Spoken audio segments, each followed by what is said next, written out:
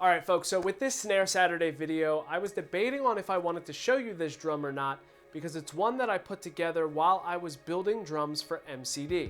Now, although I've shown you other drums from MCD, this one in particular is a shell that we did not make.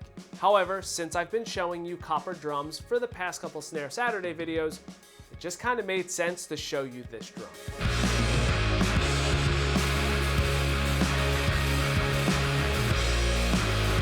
What's going on, everybody? Nick Costa here, and in this video I'm going to be showing you a 4x14 copper snare drum that I put together when I was building drums for Mastercrafted Drums.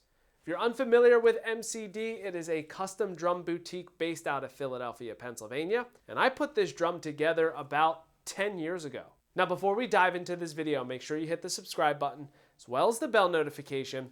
That way you're notified of any additional content that I upload to the channel. So a little backstory on this drum. I loved to search eBay back in the day to try and see if I could find various shells. And I stumbled across this one, a 4x14 copper shell that was identified as a drum that's made by King Percussion. But for a 4x14 copper shell that was only $125, figured, what do I got to lose? So once I got the shell, I took a look at it and noticed that it was drilled for 8 lugs. And when I measured the spacing between the holes, it was about 1¼ inches. And I realized that I could use the Gretsch Gladstone style double-sided tube lug to work on this drum. So let's dive into the specs a little bit deeper on this drum. This is a 4x14 copper shell. Now, unlike all of the other snares that I've showcased in the Snare Saturday series, which are seamless, this is a welded shell. That's also pretty common for cheaper metal drums. Now, I don't know the exact thickness of this shell, but what I do know is that it does have those rolled over bearing edges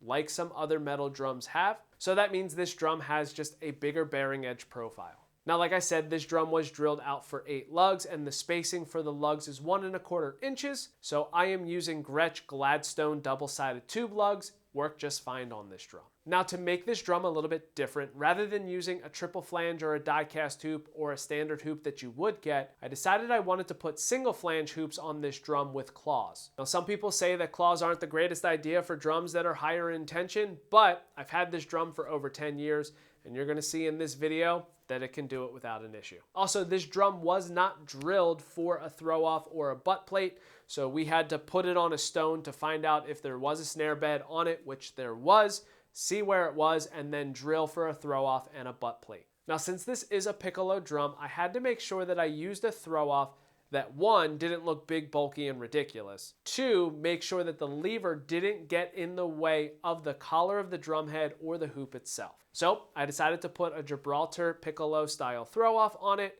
and I knew that that wasn't going to be an issue. Now, finally, the butt plate is a Nickelworks butt plate because we were using them for the longest time, but since the throw-offs had plastic components, they would break over time. So then when we transitioned over to trick throw-offs, we had a bunch of extra butt plates lying around, so I just grabbed one and threw it on the drum. Now, just like every other drum, I outfitted it with my preferred heads, which are a Remo Ambassador X coated for the top and an Ambassador snare side on the bottom. Finally, the snare wires that I put on this drum are a set of WorldMax German snare wires. These were our go-to snare wires for all of our snare drums because you get a nice, snappy, warm response from them. So, just like every other Snare Saturday video, I'm going to play this drum through a few different tunings. I'm going to start out in a lower tuning and work my way up to a higher tuning. So, enough of me talking, let's dive in.